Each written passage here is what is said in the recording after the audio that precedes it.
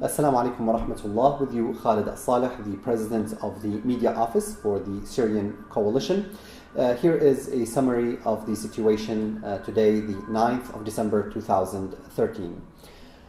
President Jarba, in an interview with Reuters, said we received that the Syrian coalition received verbal and written assurances from major countries that Assad will have no future in Syria.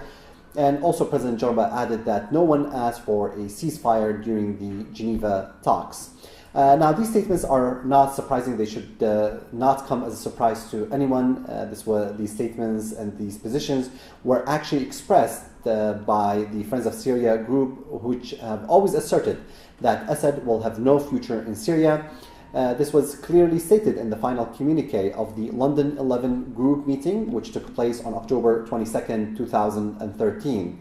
The communique stated very clearly that Assad and his close associates, with their bloods on their hands, will have no role in Syria. And when we say no role in Syria, it means they will have no role in a transitional period in Syria and will have no role in the period after that. President Obama, in his address to the opening of the United Nations General Assembly, have also said very clearly that Assad, who is responsible for killing over 150,000 people, no one can imagine him having a true role in Syria in any type of a future Syria.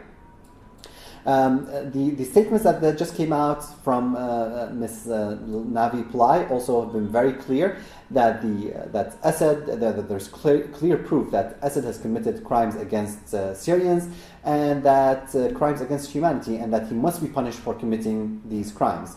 As for the ceasefire, the Free Syrian Army units cannot stop defending civilians against the Assad forces, which are using artillery, barrel bombs, they're using ballistic missiles, they are using their aviation and air force to target innocent civilians. And if we want to talk about an actual true ceasefire, the Assad regime must cease using all of his force against innocent civilians, and then we will actually be able to talk about ceasefire from our side.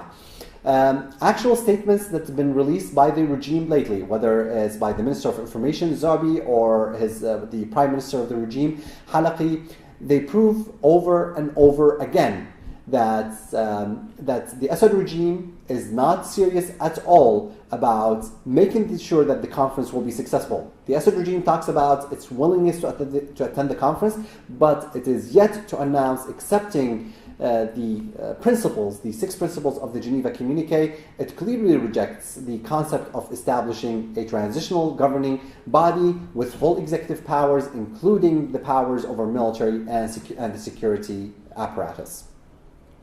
At least 7 children were slaughtered with knives in the city of Nebek in rural Damascus. This is the 3rd massacre using knives that the Assad regime and the militias that are associated with it have committed in the last 3 days in the town of Nebek. They've killed and burned the bodies of almost 80 civilians in the last 3 days, including women, 22 children yesterday, the children from yesterday, the 7 innocent children that were killed, butchered with knives in the town, and then their bodies were burned. To remain in power, this is ultimately what the Assad regime is willing to do, everything to remain in power. They will do whatever they can. They are using militias coming from Iran, Iraq, Lebanon, murdering innocent civilians, even children. It is not comprehensible that in the 20th century, the 20th and the 21st century, we still deal with inhumane actions such as slaughtering innocent civilians, slaughtering children, slaughtering women. The media office of the Syrian coalition is going to be releasing a report titled With Knives, which documents 20 massacres that the Assad regime and the militias associated with it have committed against innocent Syrians in a period of 20 months. While the Assad regime used chemical weapons to kill 1,466 innocent civilians, militias associated with the Assad regime have actually killed, using knives and cleavers, have killed 2,885 innocent civilians. Of those were 120 children and 200 women.